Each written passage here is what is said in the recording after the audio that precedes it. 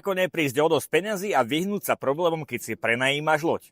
Dôkladne urob check-in. Dnes pokračujeme obliadkou exteriéru.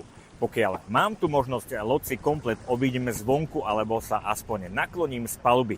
Všetky poškodenia si zaznačím a natočím. Idem na palubu.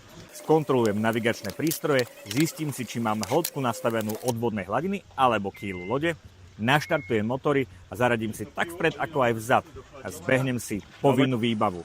Tu iba pripomínam, že link na checklist nájdete v popise tohto videa. Mal by som nájsť aj hasiace prístroje, tie zvyknú bývať aj v kajutách. Náhradnú plynovú bombu, veľké kliešte, náhradnú kotvu a korvidelnú pínu. Určite si pozrite, či máte aj záchranné vesty.